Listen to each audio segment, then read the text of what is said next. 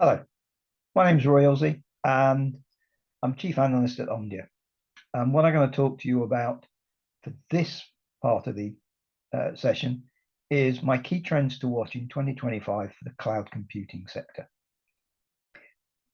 There'll be quite a few trends. I've picked 5 out from my Trends to Watch report, which is available to subscribers to my intelligence service at omdia.com. And as a part of any subscription, you get access to all my content, including market forecasts, market data, vendor comparison reports, as well as thought leadership reports. But you also get access to me to ask questions specific to your needs. And that is through the Ask the Analyst subscription service, which is a part of the subscription that you get with my intelligence service. But anyway, 2025 in the cloud, I've picked out 5 things. The first one is going to be sovereign cloud will continue to challenge the global CSPs. Amazon and Oracle both have EU sovereign clouds that they have developed that are separate physical entities from their existing clouds.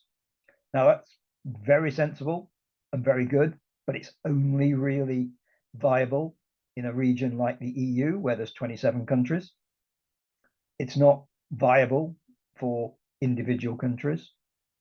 So on the other side of the coin, you've got the private cloud providers like the VMwares and the Nutanix, Tencents, Huawei's, where they come up with offerings that can be installed in country, offering cloud services for that country and delivered as a sovereign cloud in that country. And that will be done through MSPs or local partners in those countries.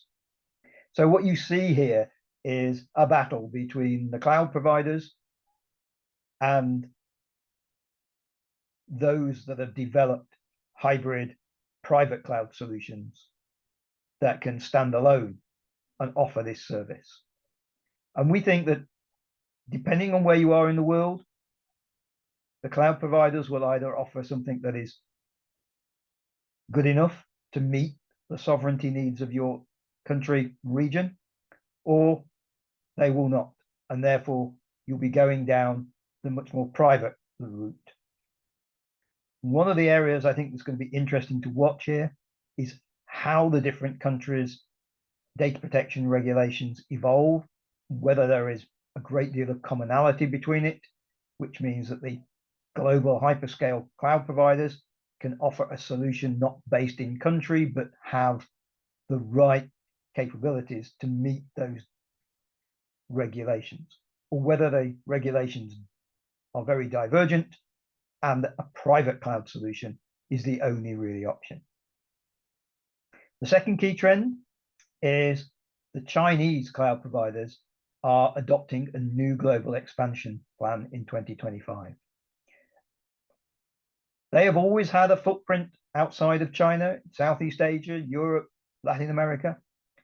But increasingly now, the Chinese cloud provider market has become very, very competitive and margins are very thin. So it is not just the need to expand because expansion is good. It's the need to expand because the margins and revenue they're going to get is much better from expanding out of the core Chinese base. Their plans are quite aggressive and they're very, very practical. Their expansion strategies revolve basically around 2 principles. Chinese companies that are expanding out into the global economy, the cloud providers can go to the country or region where they're expanding and offer them familiar connected services.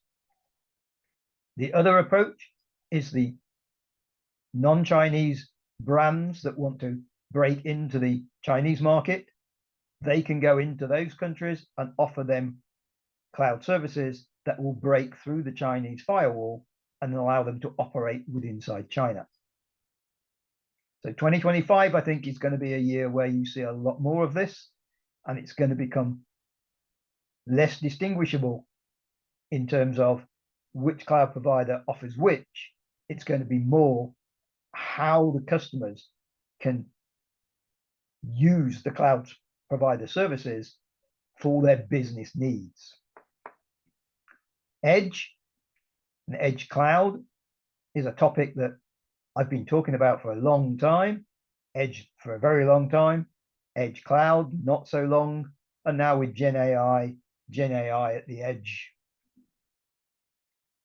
All of this, it's not going away. It's still going to be something that people want to include under the banner of their cloud, whether it be a private cloud or a public cloud. The edge and the edge cloud is something that in 25 will begin to evolve more into what it actually means, how it can be actually managed, and is this an industry specific, or is this more of a generalized offering? Optimization and efficiency in the cloud. This is increasingly going to be AI driven, and optimization will be the key word for 2025. We'll be seeing much more optimization of just about anything. And then sustainability. In Europe, sustainability is a fairly major activity. Outside of Europe, it varies. But as we are going towards 2030, 2035, the sustainability aspects will become increasingly more demanding in countries that are committed to the COP agenda. And this is something that the next 4 years with Donald Trump in the White House might see a divergence between China and the US, for example.